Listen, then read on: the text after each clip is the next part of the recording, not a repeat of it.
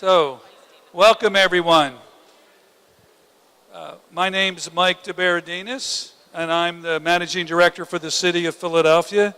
And on behalf of the Oversight Committee, those folks here, and the staff of Rebuild, I want to welcome you to the first meeting of the Oversight Committee for the Rebuild Initiative.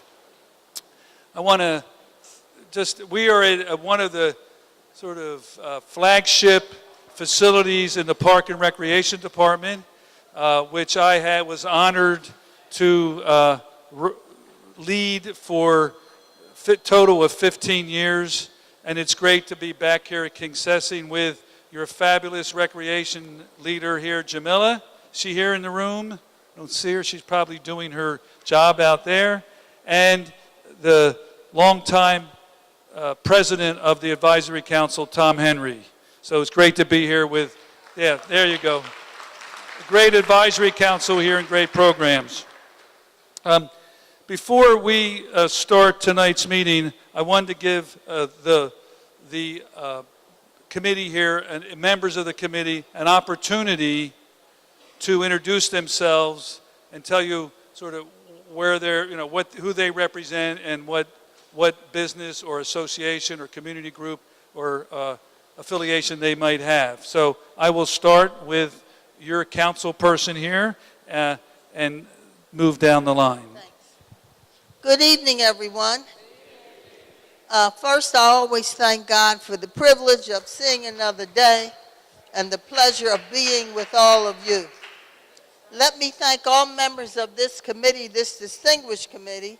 As you see, these are leaders in our great city, and I'm proud to be included among them. I was appointed, and Bobby Heenan, two members of council, by President Darrell Clark. My colleague here is here because she's head of the Recreation Committee. President didn't have to choose us, but we're glad he did. As you know, Rebuild is about what happens in our city. Our managing director will talk about that. But as you know, they do libraries and recreation centers and preschool. This is one of the centers on the list. So if you look around and you say, my goodness, they need to do something about this place, or they need to fix the restroom, or, call me and let me know what you think. This is the largest recreation center in the 3rd District.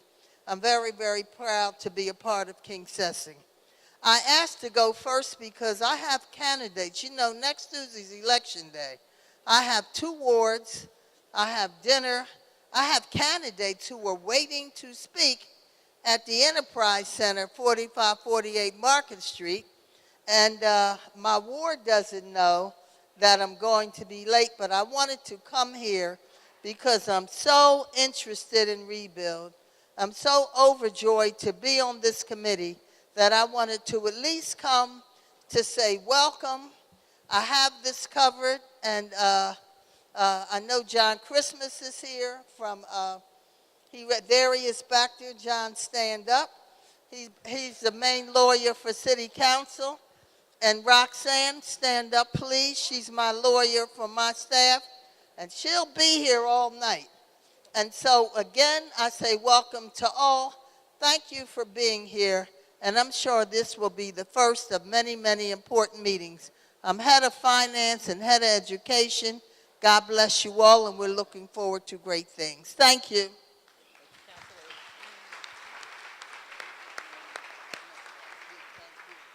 Well, good evening, everyone. My name is Cindy Bass, and it's a pleasure to be here. I represent the 8th District, which is Mount Airy, Germantown, Nicetown, Tioga, Allenby, Logan, part of North Philadelphia, part of Feltonville, part of West Oak Lane. And this is my first time here at Kingsessing, and so what a beautiful center this is. I'm really excited about what the possibilities are for Rebuild, and I just want to thank our Managing Director, Michael DeBerardinis, for all of the work that he's done, and really everyone, all the staff, for all of the work that they've done in making this a reality. We've all worked very hard and looking forward to the end result. Thank you. Good evening. I'm Ellen Madelman Kaplan. I'm the Chief Integrity Officer for the Executive Branch of Government. My office, along with the Inspector General's office, is providing oversight and monitoring of the spending under the Rebuild program to make sure that the operations are conducted smartly with the interests of the taxpayers first and foremost, and as always with integrity. Thank you. Hi, my name's Rob Dubo. I'm the city's finance director. I'm also overseeing the financial expenditures of Rebuild and helping make sure that the program gets the resources it needs. Hi, I'm Janet Haas. Thank you for having us. I've been here before and I'm glad to be back. I'm a physician at Pennsylvania Hospital and I'm here in the role of chair of William Penn Foundation, joined by two of our colleagues, Sean McCaney and Cara Ferrantino. Thanks for having us. Good evening, Stacy Holland. I'm an educational consultant representing education, philanthropy, and youth development.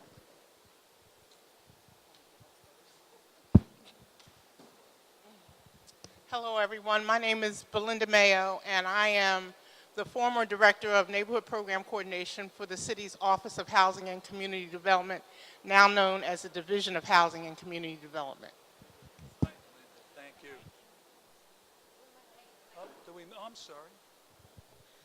Good evening, everyone. I apologize for being late. My name is Valerie Cofield. I'm President and CEO of the Eastern Minority Supplier Development Council. Our focus is on economic development.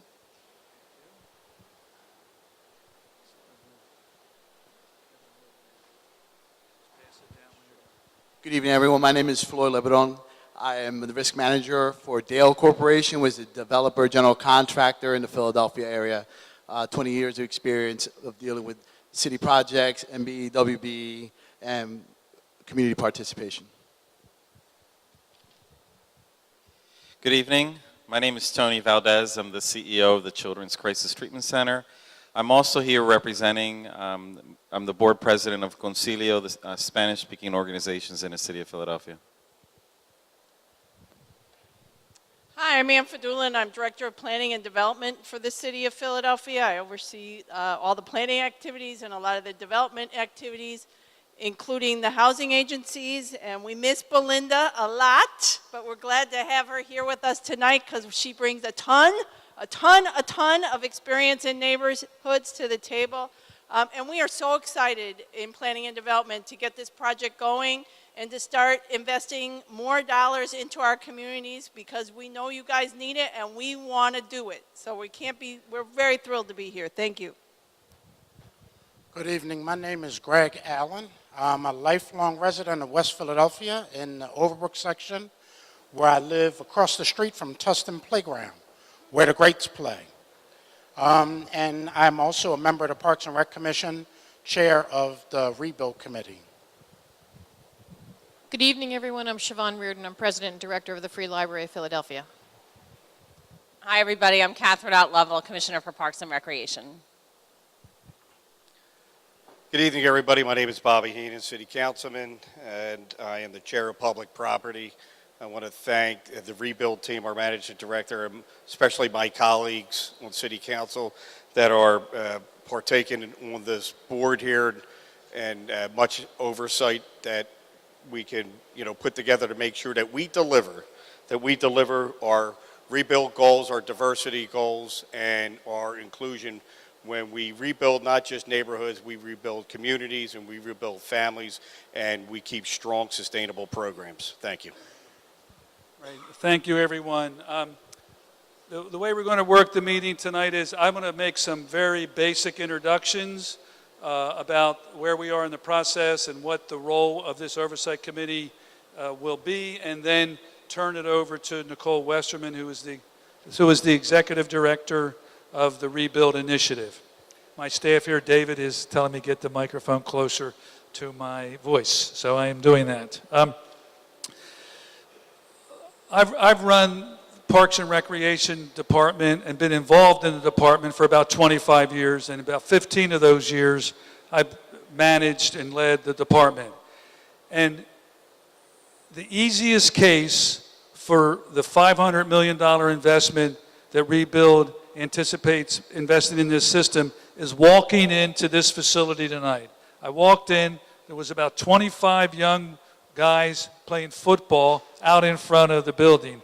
I come inside the building, there's about 50 young men and young boys training for boxing. It was a beautiful sight in the other gymnasium that we were here. And then I walked down. I didn't even go upstairs. I know there's a computer lab, a beautiful computer lab upstairs. Then walked down the hall, and there's young women in a class with an adult. I didn't poke my head in and find out what the exact class was like. But that, to me, is the reason why Rebuild is before us. The reason why the mayor and city council have voted to authorize the tax and the spend and the bonds that'll fund the program. This program has a couple of really important values that are worth mentioning. Number one is, by running this beautiful and vast system, I also understand that it is undercapitalized. And the big old facilities like this one in poor neighborhoods or in underserved neighborhoods are the ones that need it the most. And that's what we're calling the equity value. And we pledge that we will invest in those facilities that have been underinvested in the neighborhoods that have not had a shot at a high quality facility for a long time. It's a really important piece of this. We want to transform the facilities. We just don't want to fix it up, paint it, maybe put in some new windows or a heater that doesn't overheat a gymnasium like this one. But we want to transform the facilities. We want to take them to the best they can be. So each one of these facilities in our system, whether it's a neighborhood library, a neighborhood park, a recreation center, or playground, it is the highest quality and it serves the interest of the citizens in that neighborhood. So we've tried our best with our existing resources, but this initiative and this magnificent investment will go a long way to bring those facilities up to high quality standards. We also want to have an inclusive feature in this, that in our professional services, contracting, and our contractors, builders, we have very high inclusion goals and diversity goals, and we plan to meet them. We also want to meet our high level of priorities around inclusion and diversity in the trades. That's very important. Both of those are really important features of Rebuild. And finally, we want to engage the community like this one here that's been engaged a long time in what these facilities, what these improvements should look like, how we should apply that money to support their interest and how they see these facilities serving their community the best. So we're deeply committed to that and want to continue that engagement with citizens during the project and after the project is completed, because we know that these centers, that the libraries, that the playgrounds only work best when the adults are connected to that work. They're connected to the facility. They have a say in the facility. They have a piece of the facility, and they see it as theirs. So we're committed to that. The Rebuild Oversight Committee will be the forum over time on a quarterly basis where the staff reports to the committee and to the public on reaching our goals in moving our projects forward on budget and on time, and that there's an accountability in that reporting. So this will be open and transparent.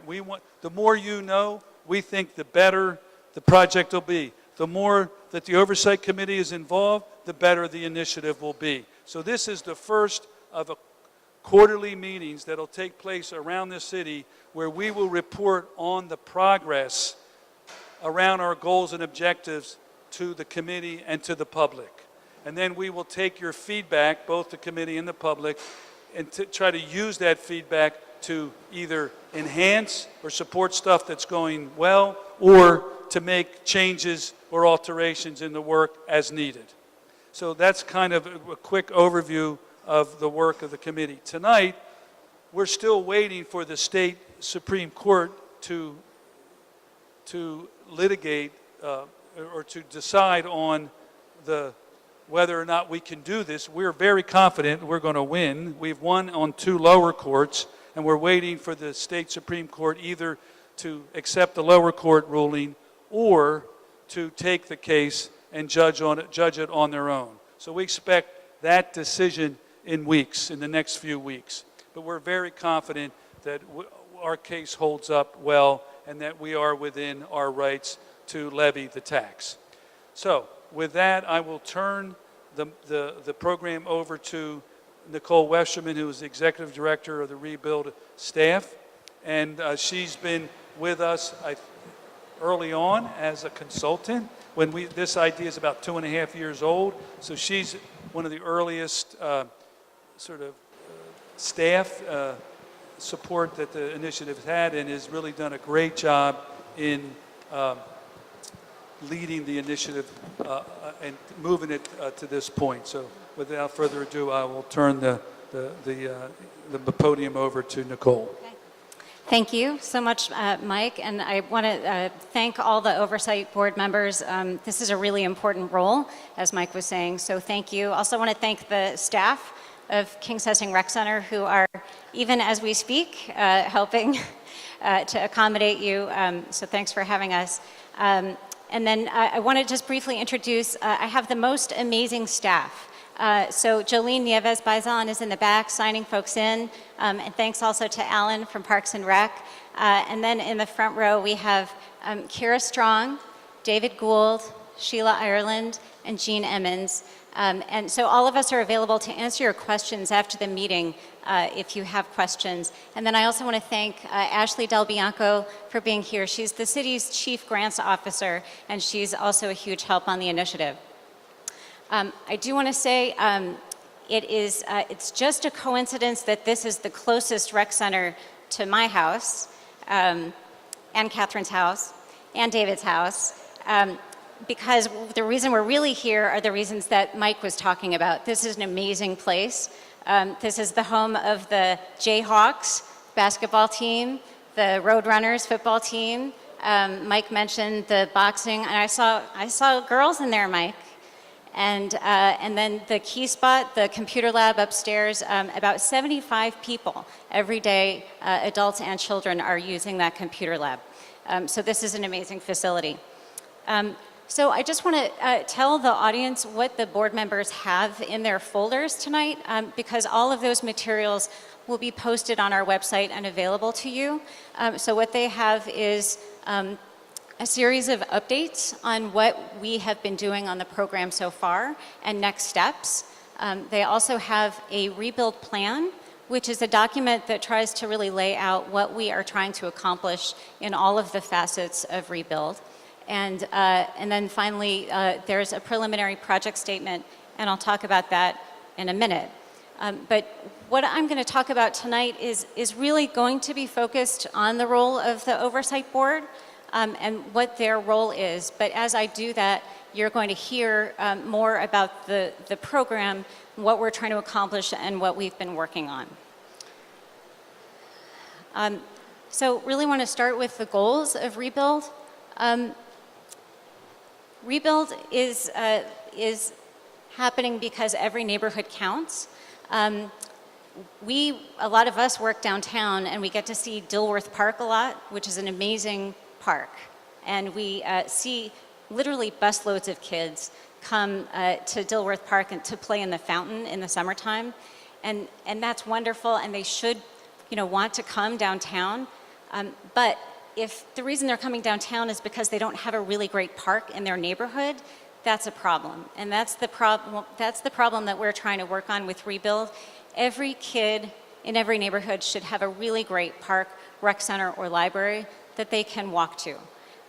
So what we're trying to do is invest in neighborhoods that need it the most. So this is about equity. The reason that Mayor Kenny proposed Rebuild, along with universal pre-K and community schools, to be funded by the beverage tax, is because altogether, these are programs that can help people in our neighborhoods and help fight poverty in Philadelphia. So altogether, Rebuild is really intended to help our most vulnerable residents, and residents who have just been paying their taxes and taking care of their homes, but dealing with stress in their neighborhood and seeing underinvestment in their community facilities. The other goal of Rebuild is growth. So we think that these investments can also help bolster neighborhoods. They can help keep positive momentum going. And where we have growing populations and more users of parks, rec centers, and libraries, we can help handle that.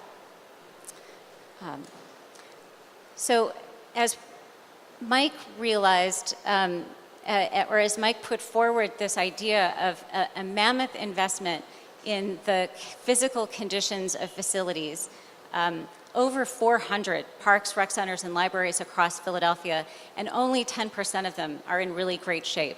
So Rebuild is intended to be a generational catch-up in the physical condition, but we realized that the point is not the physical condition, right? Of course we need facilities that are functional, they need to be code compliant, they should have, heating that it is not too hot, air conditioning in the summertime. But the Rebuild is also important in how we are going to do this work. So Rebuild has turned into a 3-part program. The physical improvements are one part. The second part is diversity and inclusion. So we're going to be spending a lot of money, and most of this money is your money. A lot of this money will be beverage tax money that you're paying for. A lot of this will be general obligation bonds that are coming from your taxpayer funds. So Philadelphians should receive economic benefits from this as well. So small and local businesses, and especially minority and women-owned businesses, should have a fair shot at this work, working on parks, rec centers, and libraries. We also have an opportunity here to help more minorities and women get into the building trades so that our construction sites look more like Philadelphia. And the third part of Rebuild is community engagement, which Mike referenced. So the idea is not for some of us to come from downtown and show up at your park and say, hey, guess what? You need a new fence, you need new sidewalks, we're going to do some green stormwater infrastructure. The idea is to come to your neighborhood and say, tell us about your community here. Tell us how you're using this facility.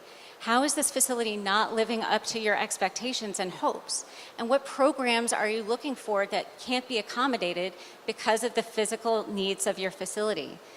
So this process is about involving community members, both the long-time volunteers and also bringing new people to the table to say, what do you want out of these physical improvements?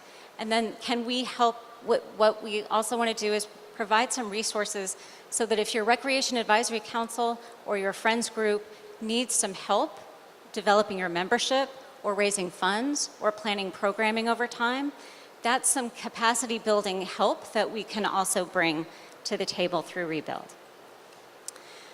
So how is Rebuild getting done? An ordinance was passed in June by City Council that really frames how Rebuild will be implemented. We, the city government, are sort of here. We have kind of a coordinating role, a planning role, a standard setting role. Of course, our partner is City Council, and we're working closely with many, many city departments, most especially the Free Library and Parks and Rec. The Oversight Board is here.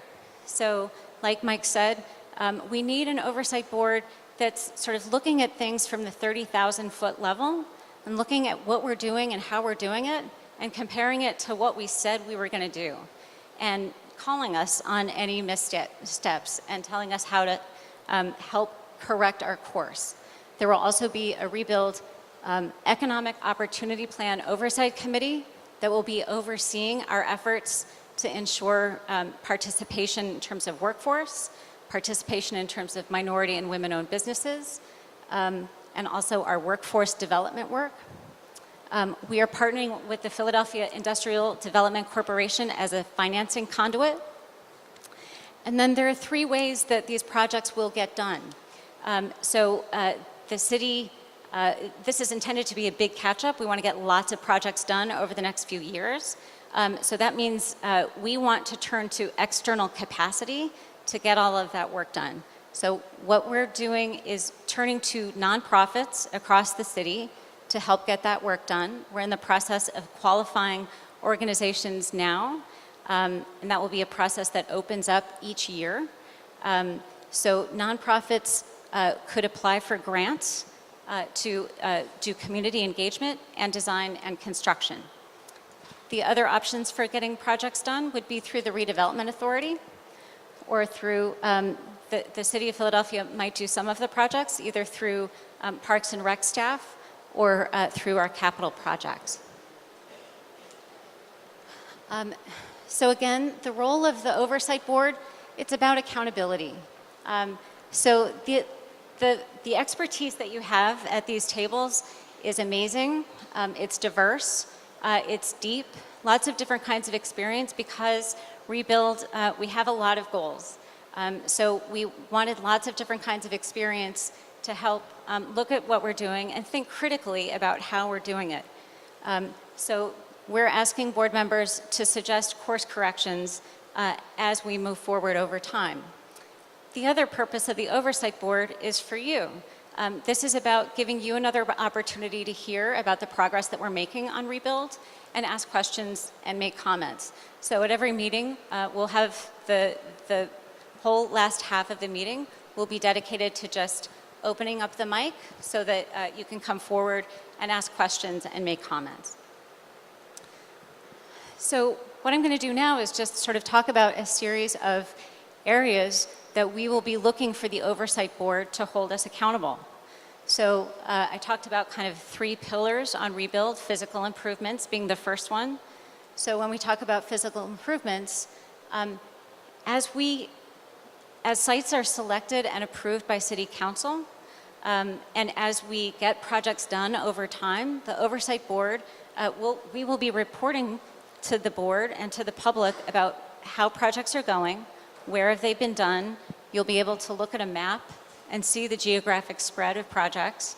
And we're looking to the Oversight Board to say, are we delivering on what we said? Are we doing projects in neighborhoods where these investments can have a big impact? Similarly, this is not about just getting stuff done quickly. We want to deliver really high quality projects to you. So we'll be reporting to the Oversight Board about design quality, about sustainability, about maintenance. We're hoping that and there isn't another rebuild that's needed in 15 years because we hopefully will be making really smart decisions about all of the systems and the finishes so that they can be easier to maintain.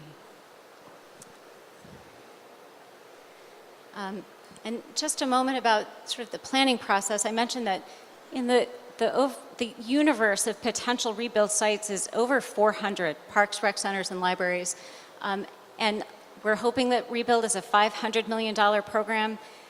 Unfortunately, that's not going to be enough to take care of the needs of the whole system. So that means that we're going to have some difficult decisions ahead of us. And we've been trying to get really smart about how we could prioritize in a way that's driven by those values of equity and growth.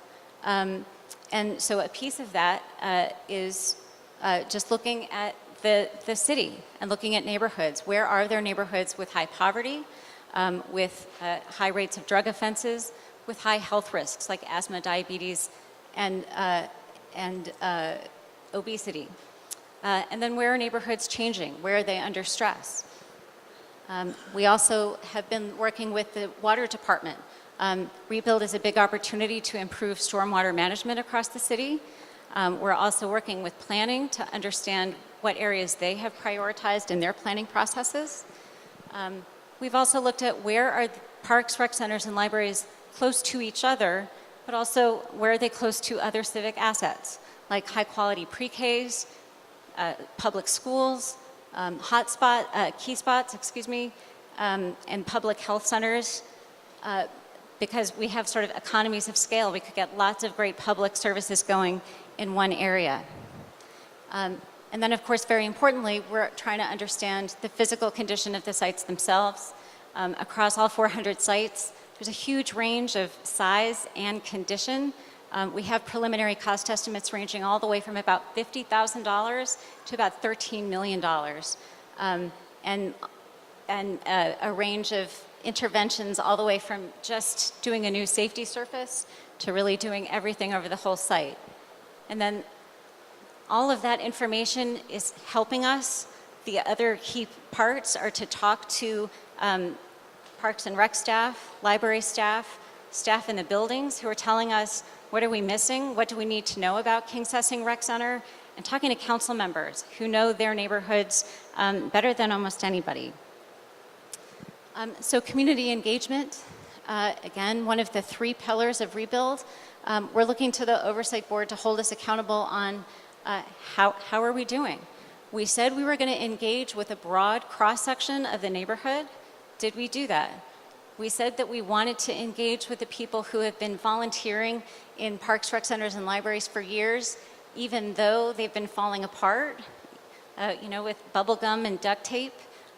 We also said that we wanted to bring more people to the table and spread the load and have more people coming to park cleanups. Are we building more people who feel like they own this park, this library?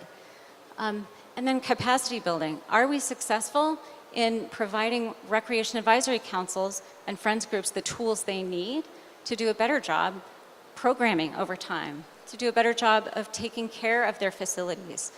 Do they have the tools that they need to be successful and to come together with their neighbors and work on problems that are important to the community? I just want to point out, because we've had the opportunity to visit lots of rec centers, of course. We have so many beautiful ones like this one, but these gentlemen here are at Happy Hollow. We visited with Councilwoman Bass. This gentleman, Mr. Robinson, has been visiting that Happy Hollow Rec Center since he was 5 years old, since when his grandmother was on the Recreation Advisory Council. And he works with kids today. And the gentleman in the middle, he plays on the South American League, basketball league.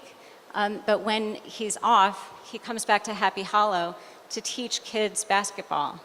And they do that even though the physical conditions at Happy Hollow are not great, needs a lot of work, but they've been coming, Mr. Robinson's been coming his whole life. So part of what Rebuild is about is telling Mr. Robinson, thank you, and these improvements are going to make it easier to do the great work that you have been doing with kids. When it comes to diversity and inclusion, we are trying to develop small businesses, small local businesses, and especially minority and women-owned businesses. So we're looking for the Oversight Board to hold us accountable on our participation goals. Are we getting these businesses involved in our projects the way we said we would? And are we helping them develop? Because the hope is not just for sort of the same old contract structures, the same old prime contractors finding some slice to give to some business they know, but to create new relationships between businesses, to give contractors that are usually subs the opportunity to be primes, to help them to work on their processes so that they can do bigger contracts through time. So maybe in the first year of Rebuild, they're doing a $50,000 contract, and then by year 7 of Rebuild, hopefully they're doing a $150,000 contract. I just want to highlight our participation goals. So we have goals for professional services contracts, for construction contracts, and labor hours. So 30% for MBE for professional services and 20% for WBE. For construction contracts, even higher for MBE, 35%. Minority-owned businesses, 20% for WBE.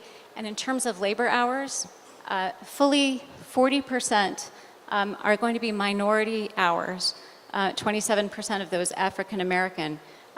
So these are goals that are established in our ordinance, and we need to be held to account to achieve them. So when it comes to workforce diversity, we have a historic opportunity to work with the building trades on providing a pathway for more minorities and women into the trades. And a key piece of that will be paid on-the-job training for folks while they get the supports they need to prepare for the apprentice test. So the questions that the Oversight Board will be looking to have answered are, in the short term, are we able to achieve those participation goals? But in the longer term, are we seeing more minorities and women entering the trades and getting long-term, satisfying, family-sustaining work? So again, a key piece of that is people need to understand what the different trades are. Some people know about carpentry and electrical work, not so much about sheet metal workers or operating engineers. But a key piece, again, paid on-the-job training. We can't expect people to have the luxury to not have an income while they're preparing for the apprentice exam. And at the same time, that's going to help them understand what construction is really like, and is this really a career that they want to take on. And then finally, beyond the three pillars of physical improvements, diversity inclusion, and community engagement, it's how we implement the program. So are we operating according to the highest standards of ethics? Are we spending your taxpayer funds properly? Are we delivering the projects on time and on budget? And then finally, are we doing a good job of letting you know what's going on and how decisions are being made? Just a word on financials. I mentioned that this is a $500 million program, of which $300 million would be bonds. Those bonds can be issued if we are successful in the beverage tax litigation. So Mike mentioned that we are waiting now for that to be resolved. And unfortunately, if we do not prevail on the beverage tax litigation, there really will not be a rebuild. Other funding is city capital funds in the regular capital budget, and then $152 million of grants with a historic $100 million grant commitment from the William Penn Foundation. And then in terms of spending, we're still working on our expenditures going forward. What we do know is our pledge to you is to spend a maximum of 5% of these funds on administrative costs, and of course, the vast majority on construction and design costs. But part of what makes Rebuild different is that we will be investing some funds into the kind of high quality and broad-based community engagement that we're talking about. And we're investing in that paid on-the-job training for apprentices and business supports because we have to make a difference in terms of economic opportunity. So to wrap up in terms of timeline, again, everything is contingent on prevailing in terms of the beverage tax litigation, but we're hoping this fall to identify a first set of nonprofits that would be eligible to apply for grants to work on rebuild sites. And then shortly, we will be introducing formally in City Council a project statement that will have a first list of project sites and a budget. I will note that the Inquirer has published a preliminary version of that. Please note that it's subject to change, but we do think that it reflects our values and our goals in terms of investing across the city and investing in neighborhoods that need it. If the legislation is passed in City Council this winter, then we would be able to start putting out grants to apply for in January, and then having project users or nonprofits start those projects in the spring. And we could have the Redevelopment Authority and the city start working on projects as soon as January. With that, I think I'll turn it back over to Mike. Thank you, Nicole. So the way we're going to work this, we will ask our Oversight Committee if they have any questions or comments relative to the presentation. We'll do that for 15 or 20 minutes, and then we'll flip over to the audience and start taking questions, comments, ideas from the audience based on the presentations tonight. So I think the Councilwoman wants to start us off. Councilwoman Bass. Thank you, and I want to thank Nicole for that presentation and for all of the hard work that's really gone into this. Can we give her a round of applause? Thank you so much. I know that this has been quite a process to get us to this point, so kudos to you and your whole team for all the work that's been done. But the one thing I really wanted to start off saying is that One of the things that we talked about during the process in City Council with the administration as we were preparing for rebuild, one of the things that came up was at the very forefront was about labor and diversity. And so I do see the planning that's been done. I do have some concerns, but what I want to do is I want to give the process a chance to actually, work. We're very hopeful that it is going to work as it's been laid out. And of course, if not, we do get a second bite at the apple later down the line. But regarding getting this process to work, it really only works, I think, if folks who are here, who are engaged in what's happening in their community, pay attention to these work sites. We need folks to actually go out, take a look, see what's happening, and you can't go out and take a look one day. You have to go out and take a look 1 day, 2 days, 3 days, every day, a couple times a week, whatever, but on a regular basis, so that we can make sure that the site looks like Philadelphia. And so this is something I just really want to implore the audience to pay attention to and to really get out and do and pay attention and make sure that these work sites look like the diversity that Philadelphia is, that there are people of color, that there are women on the site, things of that nature, because this is really, really important. Being involved economically in what happens in our communities is very, very important. We cannot have people who are involved in the community sort of sitting back being bystanders in what's happening economically in their own neighborhood. So just wanted to put that out there and to encourage everyone who's here tonight to spread the word and to also be very, very active and engaged in what's happening on these websites. If things aren't happening, I want to know. I see one of my people just came in from the 13th Ward and who's active at Stenton Playground. And if things aren't happening, I know I'm going to get a call from them, okay? And we hope the same from you. City Council, we want to know. We need to know. Thank you. Thank you, Councilwoman. And just to add to her area of interest around diversity and inclusion, these meetings and this committee will receive quarterly reports that will reflect either the progress or lack of progress. We hope it's progress in hitting these goals, and this will be a very important accountability forum for all the goals of the initiative, but particularly the inclusion and diversity goals that we've set with council back in the spring. So thank you. I think we're going to go to Hugh, but first I have Councilman Heenan with a question or a comment. Thank you, Mr. Director. First, I'd be remiss if I didn't know she was recognized, but I want to say hello to an outstanding rec leader. Jamila, how are you? We're concessing here. Let's give her a round of applause. And we were talking about investments in our rec centers. It is, again, I just want to reiterate, it's not just in our bricks and mortars. It's about the sustainable programming and community engagement that happens for years and years to come that follows. And concessing is certainly one of those that is a jewel in the city of Philadelphia. So thank you for what you do. And as a council member, I am so proud of all my colleagues in city council, starting with our council president and the mayor and the rebuild team, by putting together this project statement and oversight board, because it only works, as Councilwoman Bass says, if the community really is engaged and is involved.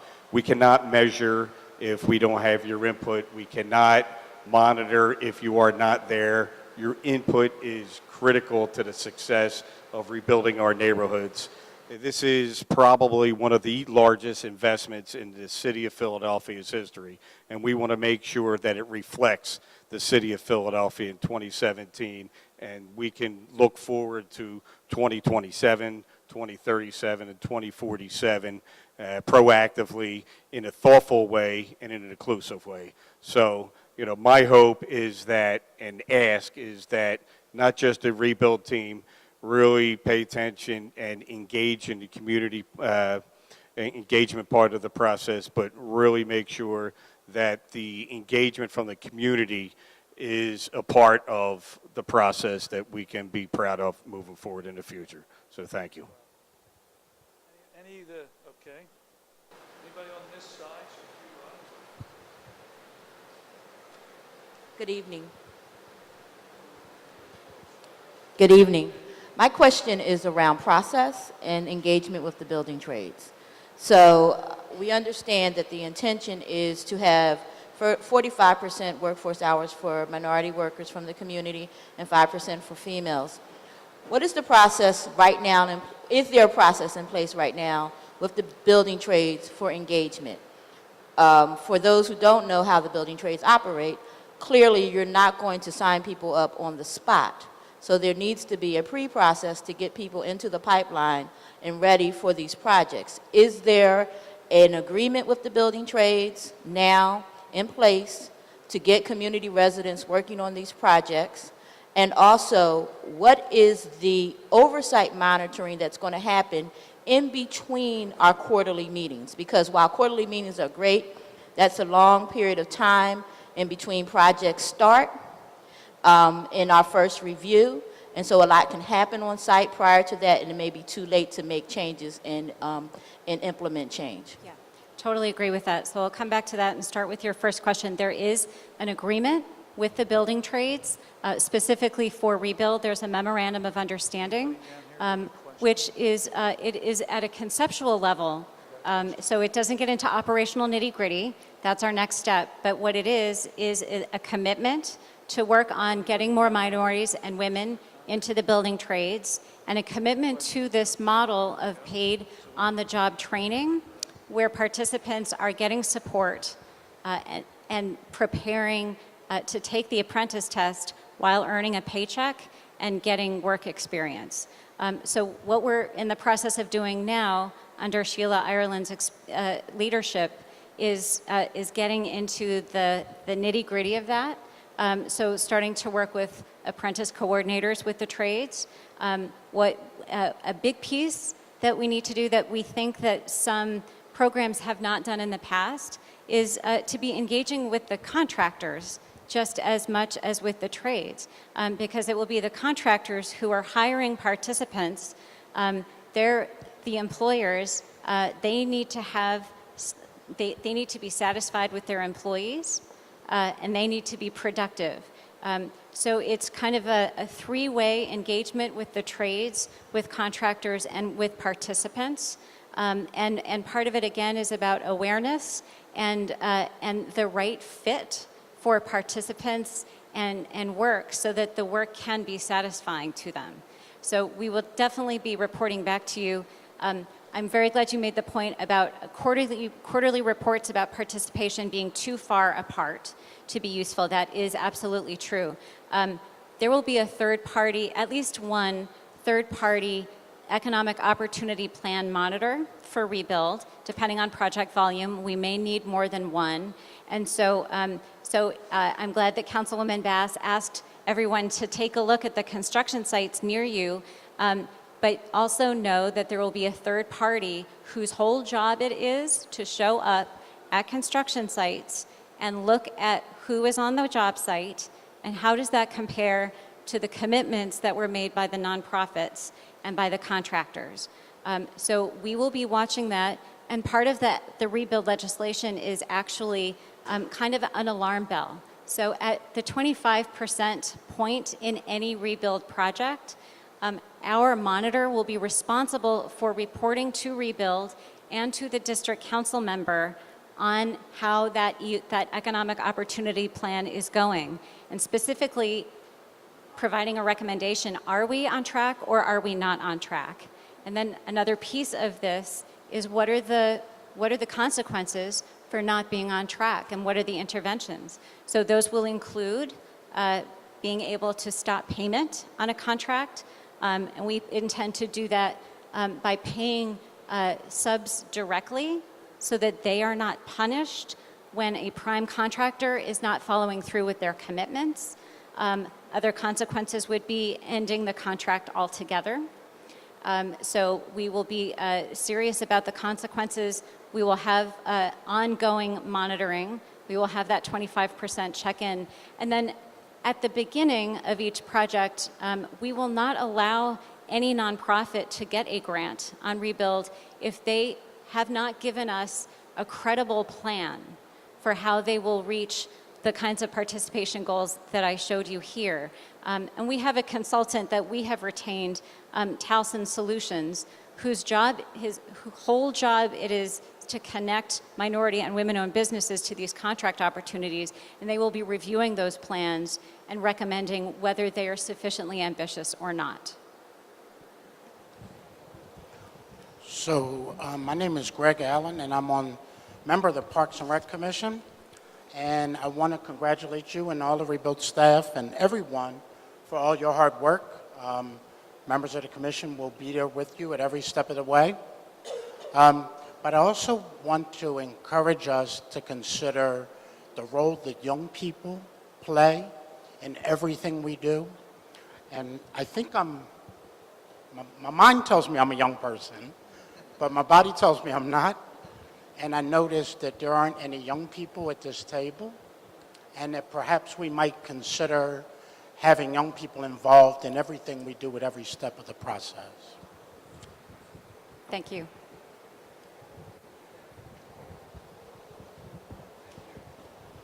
So there's no other questions and comments from the committee. We will now turn to you guys to queue up if you just queue up at the mic here.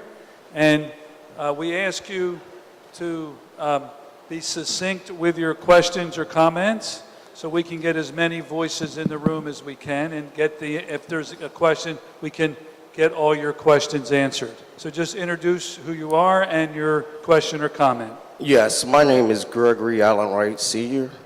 I used to play in this rec center back in the 60s. My neighbor worked here, so that tells you how old I am. After graduating from West Philadelphia High School, I enlisted in the Army, where I served 3 years active, 4 years inactive. After completing that, while in the active, I went to an apprenticeship program. How many tradespeople are sitting up there? Union tradespeople. Okay. I have 25 active years as a steam fitter. I ran my first job in my 8th period. I was a foreman, general foreman, and a superintendent. I ran jobs where I was in charge of all mechanical trades and electrical. So I know how to read drawings. I was trained 4 years. And what I'm saying to you, I know organizations that are out there, nonprofits, that are already training people with no funding. One organization, First Builder, has 60-something journeymen working free with that organization to prepare people to take union tests. I have mentored in the elementary schools. I've volunteered with the police department. I've volunteered with the juvenile justice center. So I'm not looking for money, but I am looking for an organization that is going to do what it said it's going to do. There's a lot of money, all right? I want to see that most of this money is not paid for people sitting behind a desk, but guys and women and guys that are working in the field. Now, I remember back in the 80s, I started my apprenticeship in 83. They had a program back in the 80s where we call them bean counters. They would go around the jobs and count how many minorities were working on those jobs to make sure that the minority participation was there. And it eventually went away. There was a lot of complaining about counting. And because I have so many years of experience in construction, I know all the tricks. I know the tricks the contractors play. I was in business too. I ran a union business for 5 years. I know the games that the men play. You understand me? So if you want to get out there and not only that, you need somebody that is not afraid to stand up. I'm a union man. You got to stand up and say, this is the way it's going to be, or it's not going to be any way at all. We're going to do it this way. You can't let them tell you how to do it. You got to tell them how you're going to do it. Do you hear me? So if you're looking for some volunteers, I'll volunteer. Now, when I get out there and start pushing around, I ain't looking for no money, but I do volunteer with a nonprofit. Part of that nonprofit, what we do is help people take the test. I get out in the street, talk to young people all the time. You want to be in the union trades. I know what all the trades are, even the trades you don't hear about, that support mechanicals like steam fitters, plumbers, electricians, sheet metal workers, carpenters, and all the subs that go along with that. And I understand how it operates. So if you need some experience, somebody can help you. My name is Gregory Wright. Give me a call.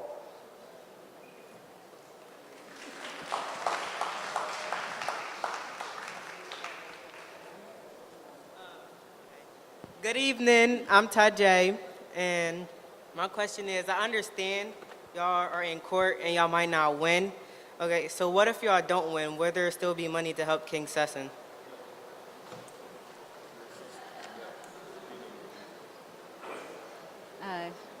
Rob, you guys want Yes, there will be money for King Sessing, but not at the level that we all want. So there's a reality to that. So if we don't get the tax, we don't have $300 million of this initiative.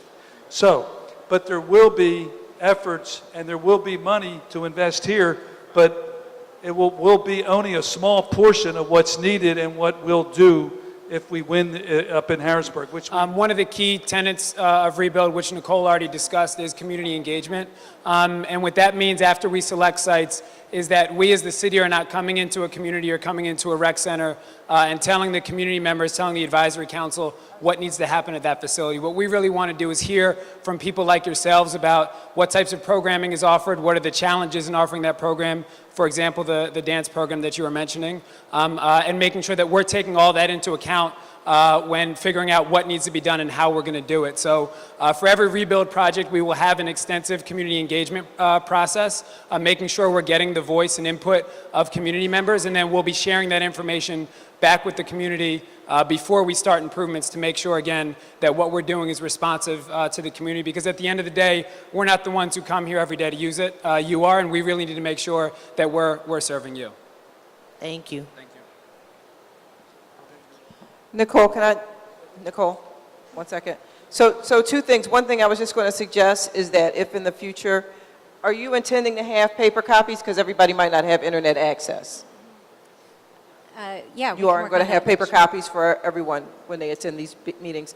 The second thing I just wanted to mention is the gentleman earlier who said he wanted to volunteer, who had experience with the trades. I think he was a steam fitter. I see your cane going up.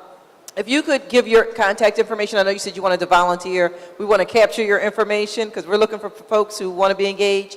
And I know that John Christmas was here earlier. I'm not sure if he's still here, but we also have Councilman Blackwell's staff. If you want to if you can give them your contact information so we can be in touch. Next, please. Hi, good evening. My name is Tracy Gordon, and I'm here to speak on behalf of the smaller recreation centers that tend to be neglected, particularly McCreesh Recreation Center. And I know earlier Ms. DeBernardinez was really thrilled about the fact that you've seen activity at this location, but if you went around McCreesh, you would have seen that it was closed. And it's been closed. And I'm concerned about that because we're paying taxes around that area too. And I just want to make sure the Oversight Committee makes sure that the smaller recreation centers that have taxpayers that are paying a soda tax, their recreation centers get some attention too, because if you're going to depend on the council of the district, as you should, who on this board are going to look out for the little ones who may get neglected? I'm very concerned about that. And also, another thing, this is really great if we do get, or when we do get the bond and the soda taxes go through, but if you don't have qualified, trained staff that are monitored and equipped to run recreation centers, then it's just going to be a waste of time. In other words, when I travel to Brooklyn often, I mean, they have sustainable, they have systems, they have programs, and it's just, it's a program. Like if you have and I'm not trying to be smart with disability, but if you have a 75-year-old director of a recreation center, as opposed to maybe somebody who, you know, maybe went to college and was a former basketball player, then he knows how to, maybe the 75-year-old can do the program, but we need some active, creative staff to be able to come out and engage the community and make sure that the community are equipped. There's a lot of recreation centers that I don't understand how that every recreation center should have an active advisory board without the interference of the staff, an active one. And I go around a lot of recreation centers and you don't see a Jamila. It should be a Jamila in every recreation center. And so I'm really concerned with that. And as far as the minority participation, I've been an activist for years, and year after year after year after year, the building trades say that they're going to have minorities participate, and it's always it never comes to the fruition. So I want to know who on the oversight board is going to oversee that, and if possible, we can readjust and add some members like this volunteer here, some actual minority contractors who have the experience of what they say. What happens is, in the beginning on paper, they have all these minorities, and then like 2 months later you come and there is nobody on the site. And I do appreciate what you were saying, Councilman Bass, about getting out your car, parking, stopping, and looking, not just the beginning of it, the middle, the end, take some time out, and will there be a hotline? Not necessarily to bombard her. Just give us a hotline, give the community a hotline that we can call and we can put our reports in directly to a hotline. Thank you. Thanks, Tracy. I can address two of your concerns, and thank you, because all your questions and concerns are valid and great. Again, I'm Catherine, I'm the Parks and Rec Commissioner. The first issue around the lack of staffing at McCreesh and other rec centers, the truth is that we do staff many of our rec centers. For some of our smaller sites that are facilities, I know some other folks from Baker are here as well, we don't have staffing at those. And the truth is that you know, we staff our rec centers right now according to their classification. And if you're a smaller rec center, a smaller facility, you might be a D facility. This is an A facility, right? So there's a certain complement of staff here. A place like McCreesh or Baker or Stinger Square, they're smaller facilities, and they're D facilities, and that's not something we've staffed due to resources. I will say that the department is undergoing a strategic plan right now. We hope to complete that plan by the end of the calendar year. And what we're looking at as a big part of that plan is to take a look at that staffing and realign our staffing throughout our system, and really to think less about the size of facilities and think more about the needs of communities. And so it's a whole new staffing theory around staffing neighborhoods, not facilities, right?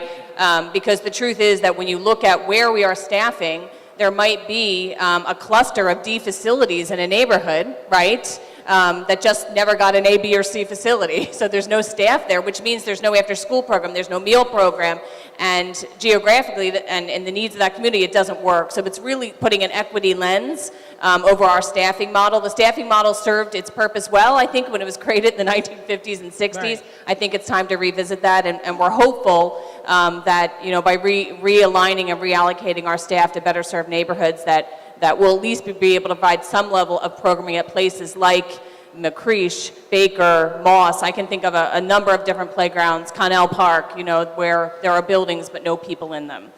That's number one. Number two, I love Jamila as well. We have such great rec leaders. We do have amazing rec leaders throughout our system. I appreciate what you're saying about you know, really looking for diversity in terms of age, in terms of race, in terms of backgrounds. And the rec leader position is a civil service position. But what we did when the last time the rec leader trainee test was given is we did a big recruitment effort. And I'm proud to say that we increased the percentage of people of color who were actually eligible and eventually applied for that test and got on the list significantly from the last time that test was given. We're working really hard to make sure that our seasonal staff know if they're eligible to become a rec leader, so we can draw first and foremost from our great seasonal staff who come directly from the communities that we're serving. And we need to continue to do that. We need to continue to make sure that people understand how to become a recreation leader, that there's a real career path for them when they come into our department as a seasonal, as a young person, and eventually as a seasonal, that we're going to make sure they have opportunities to connect into the department. And the last thing I want to say, I totally agree with you. We need advisory councils for every single one of our facilities. So we see many here tonight. I see Cobbs Creek is here. I know we mentioned King Sessing. I see Shepherd. I see Baker. I see Clark Park. I know I missed a few of you. That's just what I can see from up here. Christie, sorry guys. We have amazing advisory councils, throughout the city. We absolutely need more. We need more friends groups. We need more advisory councils. Hunting Park, I'm sorry, I can't see that far. Now everyone's raising their hand because I forgot them. We absolutely need more advisory councils, and that's also a key initiative of our department. We have a new person who's starting in 2 weeks, a brand new full-time position, civic engagement manager, who's going to help us build the capacity of our existing advisory councils and develop new advisory councils for centers that don't have them. I would be remiss without mentioning this to you face to face, is Cobbs Creek is an absolute disaster. I did talk to you earlier about it. It's a safety hazard. All the guardrails are on the ground. It floods even when it drizzles. And inside Cobbs Creek Park, there's over 20 to 25 years worth of litter. It's not being managed, and we don't have dedicated staff. And volunteers for a historic park like that is unacceptable. Thank you. Thank you. So, we have okay, Sheila, do you want to comment? Hi, everybody. My name is Sheila Ireland, and I'm the Deputy Director for Workforce Diversity and Inclusion for Rebuild. And so, trust me, on a very personal level, I understand what's going on, right, around diversity and inclusion in the skilled trades. But what I want you to take away from this particular initiative is that we are at a historic moment in time. We have an MOU signed with the building trades. We have commitment from City Council. We have commitment from the administration about finally putting some teeth behind this particular set of participation goals. For those of you who've been in the fight, who've been in this struggle, you understand that you have not seen this before. Have you? Have we seen it before? No, no. You've never seen a 45% participation rate required to do business with the city of Philadelphia. This is the first time. And what I can say to you, my journey, without going too deep into it, as a former bureaucrat, I have seen the city move mountains to be able to finally do what is right around construction and around professional services and around building inroads for people who want to work in the skilled trades to be able to get access this time.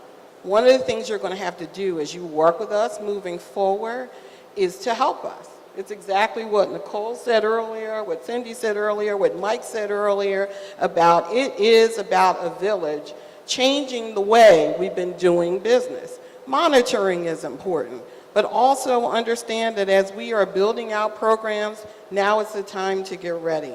It's not in isolation with Rebuild. It's about all the pre-apprenticeship programs across the city. It's about people standing up and volunteering and helping prepare people who want to enter the industry, giving them an opportunity to now step up to the plate and be counted, all right? So I will be here. I have cards. There's someone you can hold accountable for it, and it is me, all right? Thank you, Sheila. Next, please. Identify yourself. Hello, everyone. God bless everybody here, and thank you for your attentiveness. I just want to start out by saying my name is Joy Watson. I am the acting vice president of Baker Advisory Council. And I just want to say, hear ye, let me lend you an ear. I need to let you know about Baker right now. Even though I've heard other people here saying that they've had the long fight, I'm in infancy. We just started Baker Advisory Council, and Baker has been around for a long time. I don't know if you know about the young man from 1901 to 1963, Mr. Charles Baker, who was the Commissioner of Records for State Treasurer, investigator, and also he has a lead. But you know what I'm really concerned about is how small that building is. The building is too small, the air quality is lousy. And the situation right now is that we're trying to rebuild the building. I don't like the prefab building. They want to throw a prefab. Give me a break. There's not enough room. Our children are eager to do stuff at Baker Playground, and they're tired of going outside to different areas. King Sessom has been here for years, and I see you have a lot of different entities here, but Baker is a Class C, and I talked to Ms. Catherine about that. My objective right now is to build it up, to build it out, so we can get our day camps and daycare inside, so we can get our parents and our families to have computers, so we can have an outing for our parents to come out and talk, instead of walking for who knows where to get somewhere. Baker Playground, again, has been there for over, like I said, 1901. The young man has been there. He's been over there for 30 years. And our purpose right now is to have a vision, the purpose, a goal, and objective. We want to support and nurture our children and empower them and support them in training. You know, you already have after-school programs, but we need to go beyond after-school programs. Every time I turn around, there's a basketball program. I'm not knocking it, but our girls need to dance. Our boys need to know how to cook and sew. And we need somebody to sit down and talk to these young men instead of telling them what they should be doing, ought to be doing, what they need to do. Our young men, you talk about they're walking around with the pants down, the girls wearing their clothes too tight. Has anybody ever said hello to these children? Instead of criticizing them, instead of labeling them, you're labeling them. Let's sit down and talk to them. I've been working with children for almost 30 years. I just retired, yay. And a lot of my children that are adults now say, Miss Watson, come on back to the school. Come on back and teach. And I tell them, what did I teach you? Respect, understanding, and patience. This is what this committee needs to hear from everybody here. Let's stop getting burnt out, okay? Let's stop talking about it and be about it. Because I can hear a lot of blah, blah, blah, but I want to hear a lot of do, do, do. And this is what we're missing. And this rebuild program, I would love for it to come to Baker, because even though Baker may be a drop in the hat, you can do a lot with a drop in the hat. Okay? I just want you to know, in magicians, you can pull out a rabbit out of a hat and do a lot of stuff with it. So help us with Baker and help us achieve with our young people. And that prefab building is not going to work for Baker because it's too big, too clunky, and it's going to take up too much space. We do have programs there that we're starting, like tournaments. We're getting the young people and our girls back into communicating with adults, because sometimes we just are so built in criticizing our young people instead of promoting them. So I just want to hear you and let you hear me today, that even though, like I said again, I'm in infancy, but I'm not going to be burnt out. I'm here to stay. I don't want to be a thorn in your side, but I can be, but I want to be a flower. I want you to smell the roses, and let's help. Thank you. First of all, thank you so much, because we are so glad that you're involved in Baker now. I'm so grateful to you and the rest of the fine ladies who are involved with Baker. And I'm so glad you retired, because that gives you more time to stay on our case. I think Baker is a great candidate for rebuild. I think, you make a great case, and, what you need to understand is the first thing we'll do is as part of this process with any project is meet with the community and certainly the advisory council, and you guys will be, the key decision makers and influencers in that process, and that's really important for everyone to know. Thank you, Catherine. Thank you. We have 3 more questioners or commenters, and then we'll be probably a little past the appointed time to shut it down, but we'll take the final 3 questions. So, please. Good evening, everyone. My name is Kiana Stratford Walker. I am a very involved Advisory Council Vice President at Cobbs Creek. I'm here with my president, Malik Johnson. It is very important for the Cobbs Creek Advisory Council to be included in the rebuild so that we can disseminate this information and do our job as the liaison in Cobbs Creek with our community.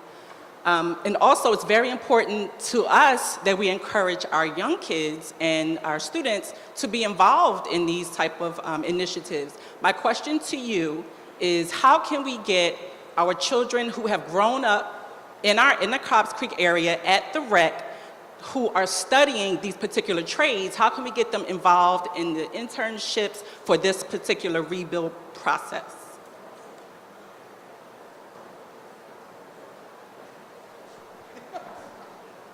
So there are a number of pre-apprenticeship programs across the city that are already in place.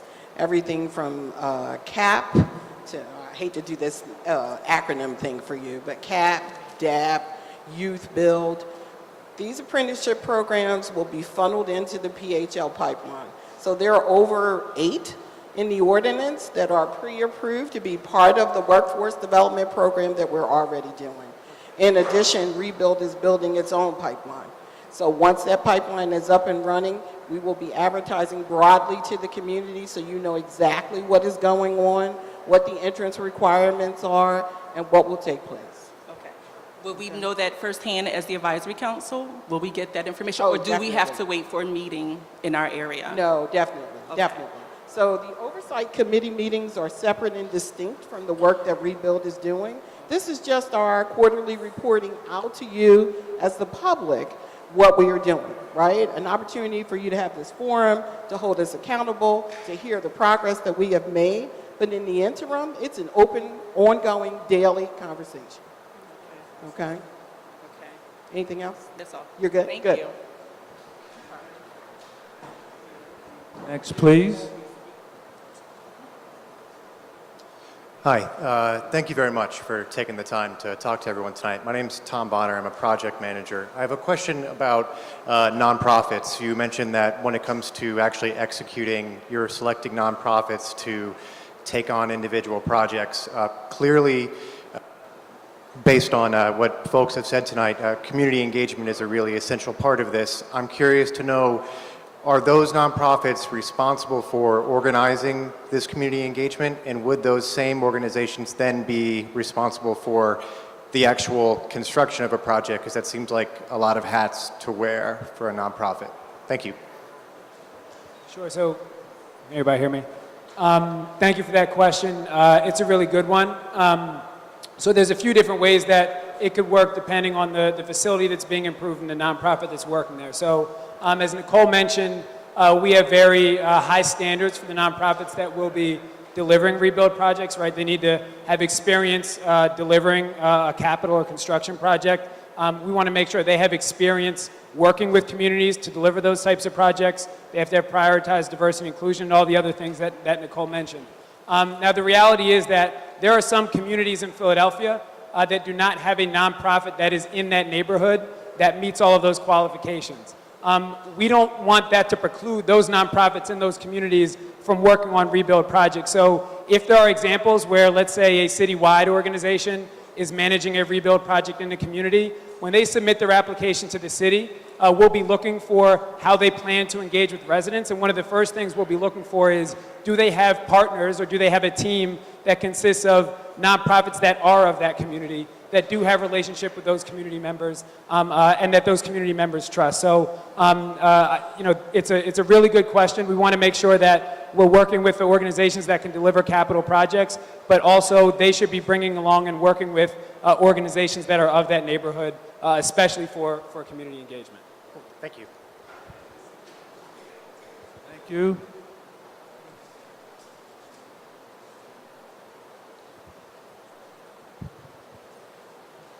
Thank you. She was holding the spot for me. My name is Del Williams. I'm a advisory council president at A.W. Christie Recreation Center. Quite a few of you already know me. I have no bones about saying what I have to say. My question here tonight is, we've been told that there's a list that we have to be on in order to get rebuilt at our center. We don't know who we need to speak to about being on this list. We need answers to this. You spoke and said that people came out and spoke with advisory councils.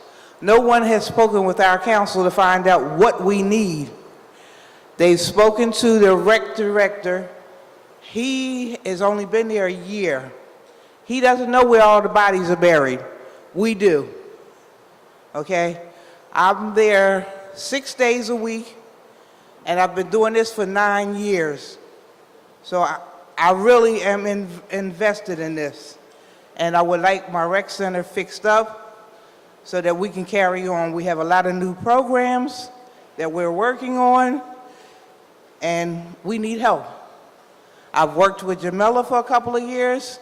She's taught me a lot that I didn't know, and I speak with Kathy quite often, and she's teaching me things. Mike, I've even cornered you, okay? So help me out. Let me know what I need to know to move forward with the rebuild. Thank you.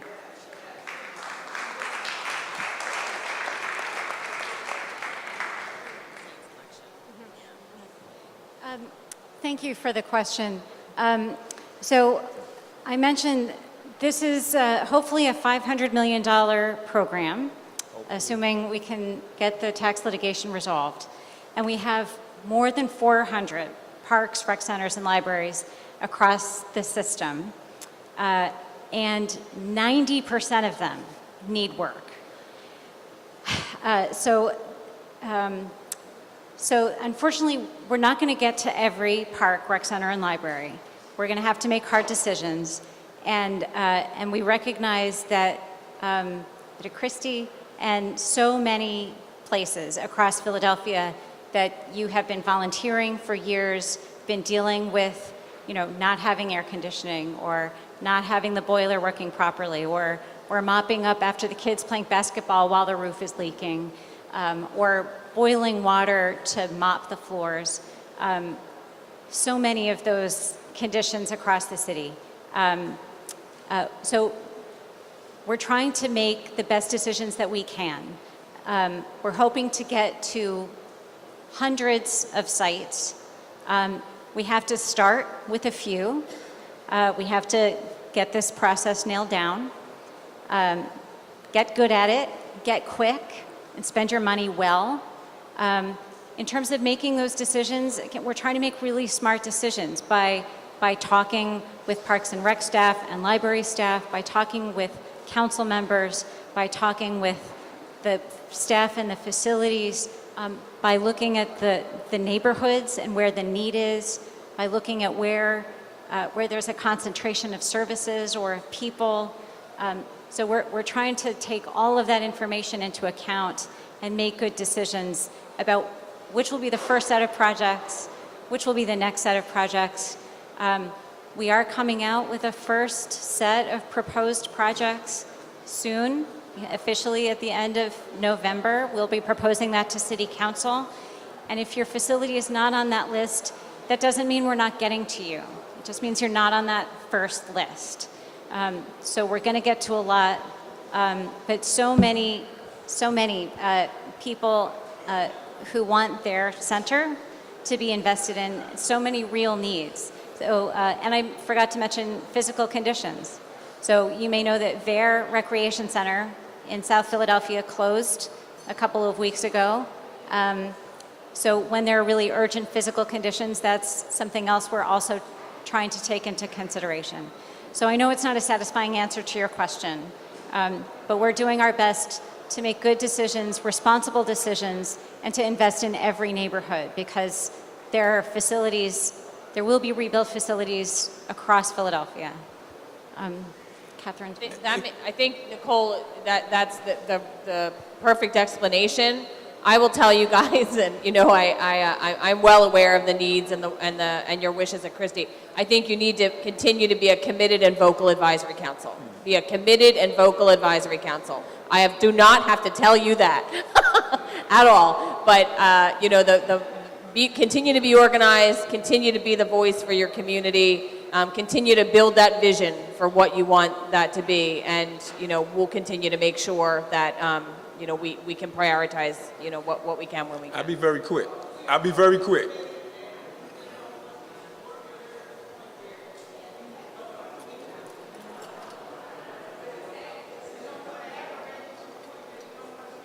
You guys could never aggravate, no way. Our final comment or question, please. My name is Atiba Kwesi, and I am the chair of the West Philadelphia voting bloc. And I live up in Overbrook, and I represent Tustin Playground with my man right here. And I have I just have a series of thoughts that went through my head as everyone was speaking. Mr. Gould spoke about the qualifications for the nonprofits, all right? I saw the questionnaire that they had to fill out, 84 pages. 84 pages. And if you have to meet the criteria that have already existed, my question is, how does the money go to anybody else other than the people it has been going to? Because there's not that many nonprofits who have done this type of work successfully on their own. So for them to fill out that questionnaire and qualify, it was the only people that's qualifying that I've been able to find are 501Cs who already were dealing with the city and building things in their community. I thought Rebuild was supposed to be a lifeline to all those who had not been. That's my first thought. My second thought is the monitors that you spoke about that are going to go around and monitor this. Who are they directly working for? Rebuild? Do they directly work for Rebuild?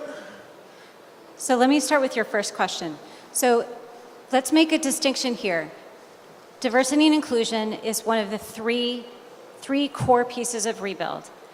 And we are dedicated to bringing as many small and local businesses, minority and women-owned businesses onto Rebuild projects as we can, regardless of their experience, okay?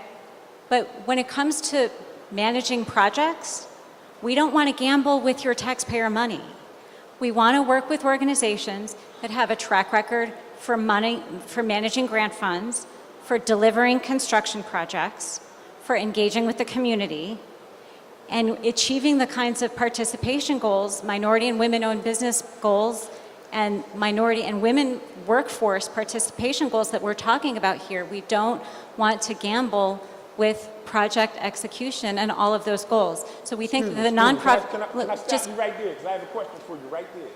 What you're telling is you don't want to gamble with that money, and I can appreciate that. I'm sure everybody in here can. But these are the same entities who in the past have done business and not kept to the quotas of minority participation. So and the city has never enforced it on them. So my question is, which one of y'all are going to enforce the minority participation now if the city has never done it to any of these entities in the past? That's what I'm thinking about. These are the same entities that you're talking about who have never complied with minority participation. So you're saying that now they're going to comply because Rebuild says so? Who's going to enforce that? I'm going to enforce it. You're going to enforce it? It's in our ordinance. It's been in the city's ordinance, it's been in the city's law for 25 years. Nobody has enforced it. So I'm asking, which one of y'all are going to enforce that? And I'm not trying to be difficult, but see, when I hear things, I go back to, I'm one of those people who have been fighting for inclusion. I work with CAT, all right? I work with the Oberyn Institute. So when you told me that we just 45% inclusion, and these same entities that have not conformed to this in the past, that somehow y'all are going to make them conform, I would like to know who I can go to when I go down there and it's not. I want to know who office I can walk up in, and they're going to go with me out there and change that situation, because the city has never done that. And it's people, and the city's paying millions of dollars in salaries to people to enforce the minority inclusion. That has never happened. So that's money we just throwing away. It's a good question, and we hope to change. Look, it is our intention to monitor differently and better than any publicly funded projects in the past. So we will have people on the sites. They'll be our people. They won't be anybody else's folks. So that's number one. And that we'll be here every 3 months. If we don't perform, you're going to know it. and we're going to get taken, people will be mad at us, and people will see that we're not living up to what we said we're going to do. So we will be reporting back. You will get full reports. You will get whether we're making our goals or not making our goals. And if we have a company or an organization, a nonprofit that's not working towards those goals or effectively, then they won't be working. So, and I'll be here every time, every 3 months, I'll be at this table. These folks will be at this table, as well as the staff. So we're promising a lot, and we're committed to delivering.